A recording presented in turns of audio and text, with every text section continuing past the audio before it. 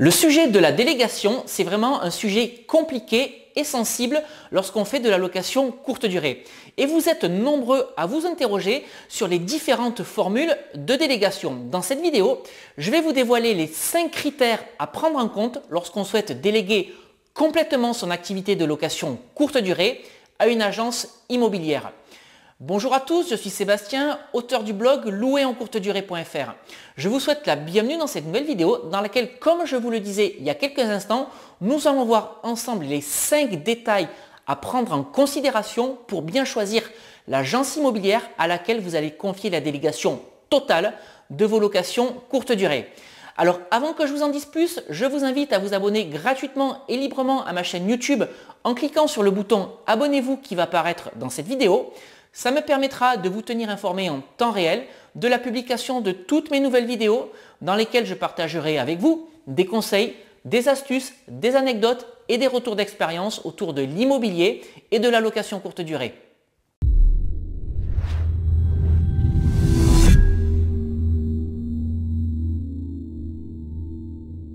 Alors, lorsque vous souhaitez déléguer votre activité de location courte durée, il y a plusieurs façons de le faire. Et ce que j'ai l'habitude de dire, c'est qu'il y a 3 niveaux de délégation. Niveau de délégation 0, c'est vous qui prenez en charge la totalité de l'exploitation de votre location courte durée ou de votre location saisonnière. Niveau de délégation 1, c'est vous qui gardez la main sur toute la partie amont, c'est-à-dire que c'est vous qui prenez en charge la gestion des annonces, la publication des annonces et le relationnel avec les clients. Par contre, vous déléguez à une société de service à la personne ou une société de conciergerie ou à une femme de ménage ou à un auto-entrepreneur toute la partie sur le terrain, c'est-à-dire le check-in, le ménage, le check-out et éventuellement la gestion du linge. Et enfin, niveau de délégation 2, le niveau de délégation ultime, j'ai envie de dire, c'est que vous confiez la totalité de la gestion de vos biens immobiliers à une agence immobilière qui va se charger de la publication des annonces, du relationnel client et de faire entrer, sortir les clients ainsi que le ménage et la gestion du linge. Et dans cette vidéo, je vais m'intéresser exclusivement au niveau de délégation numéro 2, c'est-à-dire au niveau de délégation qui concerne l'agence immobilière.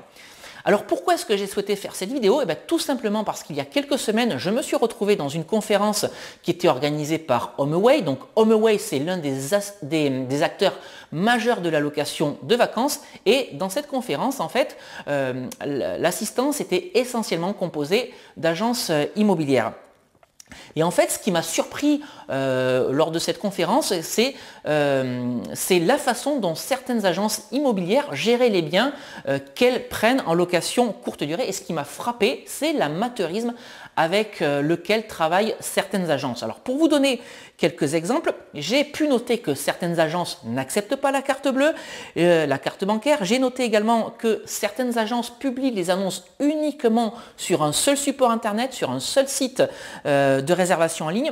Certaines agences gèrent encore le calendrier à la main, c'est-à-dire qu'elles n'utilisent pas de channel manager ni la synchronisation ICAL. Non, ces agences travaillent uniquement pour la gestion du calendrier avec un crayon et du papier. Donc, elles gèrent le calendrier de tous les appartements ou de toutes les maisons en location courte durée, tel qu'on le faisait il y a encore 50 ans. Et donc, la conséquence immédiate de ces choix, c'est qu'il y a une perte de chiffre d'affaires, une perte de la partie de la clientèle, un manque de visibilité certain pour exploiter au mieux les appartements ou les biens immobiliers qu'elles ont en gestion et surtout pour le propriétaire, pour les propriétaires qui confient leurs biens immobiliers à ces agences, il y a évidemment une perte de revenus locatifs. Alors le problème de ces agences en fait, c'est qu'elles surfent sur la vague de la location courte durée, elles se prétendent spécialistes de cette location courte durée et donc elles prennent en charge un nombre incalculable de biens et elles les exploitent mal. Tout simplement parce que la gestion d'un bien en location courte durée, ce n'est pas la même chose que la gestion d'un bien en location traditionnelle, vide ou meublé. Il y a tout un tas de paramètres supplémentaires à prendre en considération et ça, c'est quelque chose qu'il faut appréhender avant de se lancer dans ce type d'activité. Donc si vous souhaitez confier votre bien immobilier à une agence immobilière, ce que je vais vous donner dans la suite de cette vidéo, ce sont 5 clés, 5 thèmes à bien vérifier pour sélectionner la bonne agence immobilière. La première de ces clés, elle concerne la publication de l'annonce. Lorsque vous vous retrouvez face à une agence immobilière à qui vous voulez confier votre bien immobilier à exploiter en location courte durée, n'hésitez pas à demander à cette agence sur quel site internet, sur quel support elle compte mettre votre bien immobilier en ligne. Si elle vous répond sur son site internet propre, fuyez. Si elle vous répond sur le site internet d'Abritel, fuyez. Alors ne fuyez pas parce qu'elle veut le mettre sur Abritel, ça c'est plutôt une bonne chose, mais fuyez parce qu'il faut absolument que votre bien immobilier se trouve sur un maximum d'annonces. Il faut un maximum de sites internet. Il faut que votre annonce soit publiée sur Airbnb, Abritel, Booking, TripAdvisor, Morning Croissant, etc., etc. Et j'ai pour habitude de dire que plus votre annonce va être visible, plus votre calendrier va être rempli facilement. L'exemple que j'ai l'habitude de prendre, c'est celui de Danone. Imaginez un instant que Danone décide de vendre ses yaourts uniquement chez Intermarché. Vous serez d'accord avec moi si je vous dis que ça, c'est quelque chose qui va être impossible à faire. Danone va vouloir vendre ses yaourts chez Intermarché, mais chez Auchan, chez Carrefour, chez Leclerc, etc. Et c'est comme ça que vous devez vous comporter lorsque vous faites de la location courte durée et c'est comme ça que doit se comporter l'agence à qui vous allez confier la gestion de votre bien immobilier en location courte durée. Donc vérifiez bien ce premier paramètre avec l'agence immobilière. Ensuite, demandez à cette agence si elle accepte le paiement par carte bancaire. Autrement dit, est-ce que les personnes qui sont susceptibles d'être intéressées par votre annonce, par votre bien immobilier, vont pouvoir faire une réservation par carte bancaire. Aujourd'hui, à l'heure où je tourne cette vidéo, on est quand même en 2017 et j'ai été très surpris lors de cette conférence de voir qu'il y avait certaines agences immobilières qui refusaient le paiement par carte bancaire. Et aujourd'hui, vous serez d'accord avec moi encore une fois, lorsque je vous dis que plus personne ne réserve un billet d'avion en paiement par chèque ou en paiement en liquide. Et bien c'est exactement la même chose pour les séjours touristiques, les séjours professionnels ou les séjours de vacances. Ensuite, troisième point que vous pouvez vérifier avec cette agence, c'est la réservation instantanée. Demandez à cette agence immobilière, l'agence immobilière avec qui vous voulez travailler, si elle accepte la réservation instantanée. Alors qu'est-ce que c'est la réservation instantanée? Eh bien c'est un mode de réservation qui permet aux voyageurs de réserver directement le logement sans faire une demande préalable de réservation. Et ça permet de raccourcir le cycle de vente et encore une fois, plus votre cycle de vente va être long, plus vous avez de chances de perdre votre client ou votre prospect. Et donc dès l'instant où vous vous retrouvez face à un prospect qui a la carte bleue entre les mains et qui est prêt à valider son séjour, eh bien, le but du jeu, ça va être de transformer le plus rapidement possible ce prospect en client. Donc n'hésitez pas à demander à l'agence immobilière si elle accepte la réservation instantanée et puis si elle refuse la réservation instantanée, n'hésitez pas non plus à lui demander pourquoi. Ensuite, quatrième point que vous devez voir avec votre agence immobilière, vous pouvez lui poser la question, c'est comment est-ce que vous synchronisez les calendriers? Quelle est votre façon de travailler à ce niveau-là? Si l'agence vous répond, je fais ça avec du papier ou encore avec un fichier Excel, fuyez, allez trouver une agence qui sera bien plus compétente pour gérer votre location courte durée. Aujourd'hui, il existe tout un tas de moyens pour synchroniser les calendriers. Alors, le moyen automatique, le moins performant, ça reste la synchronisation ICAL. Alors qu'est-ce qu'on entend par synchronisation ICAL? C'est tout simplement le jeu d'export et d'import de calendrier entre les diverses plateformes.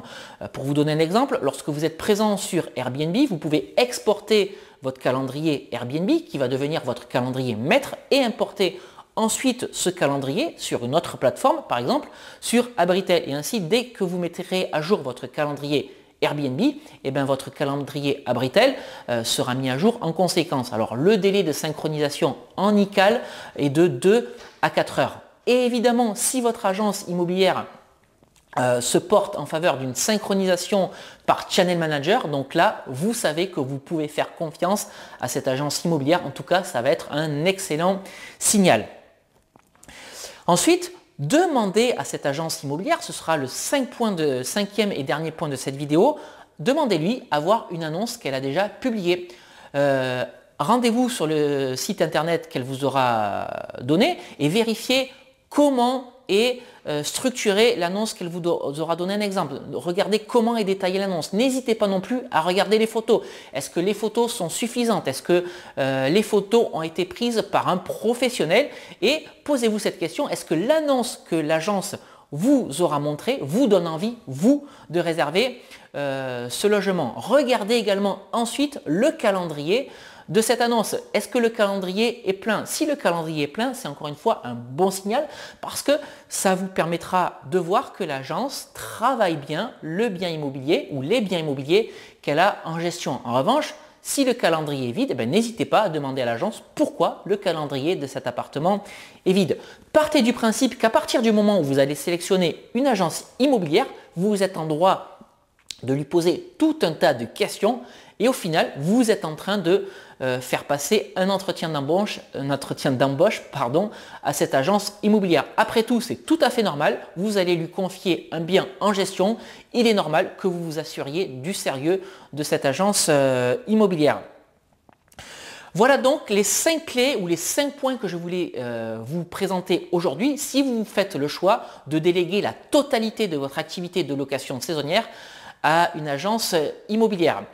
Alors si vous venez de regarder cette vidéo et si vous avez confié votre bien immobilier en totalité à une agence immobilière pour faire de la location courte durée, n'hésitez pas à indiquer dans les commentaires juste en dessous de cette vidéo si la gestion se passe bien ou si la gestion se passe mal et n'hésitez pas non plus à expliquer pourquoi.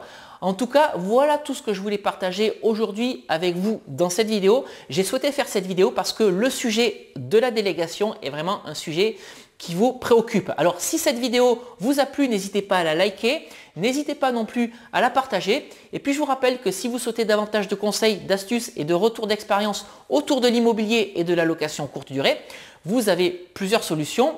La première de ces solutions, c'est de vous abonner gratuitement à la newsletter de mon blog louerencourtedurée.fr, mais vous pouvez également vous abonner toujours gratuitement à ma chaîne YouTube en cliquant sur le bouton abonnez-vous qui est apparu dans cette vidéo.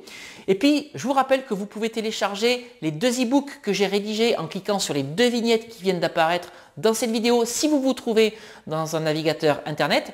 Et puis, si vous regardez cette vidéo à partir d'un appareil mobile ou de YouTube, je vous mets les liens de téléchargement pour accéder à ces 2 e-books dans la description juste en dessous de cette vidéo ou sur le petit i qui va apparaître en haut à droite de la fenêtre de cette vidéo. Alors de quoi parlent ces 2 e-books? Le premier e-book s'appelle « Convaincre la banque, mode d'emploi » et dans cet e-book, je vous explique quelle attitude adopter, quels arguments mettre en avant pour convaincre la banque de la viabilité de votre projet d'investissement locatif et pour la convaincre de vous financer. Et le second e-book s'appelle « Doubler son salaire avec la location courte durée » et en parcourant cet e-book, vous allez comprendre comment grâce à la rentabilité explosive de la location saisonnière ou de la location courte durée, vous allez pouvoir vous créer une rente ou un complément de revenus.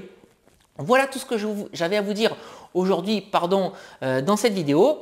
N'hésitez pas à regarder toutes les autres vidéos de ma chaîne YouTube et aller sur mon blog pour en savoir plus sur l'immobilier et sur la location courte durée. D'ici là, je vous dis à très bientôt pour une nouvelle vidéo. Bye bye!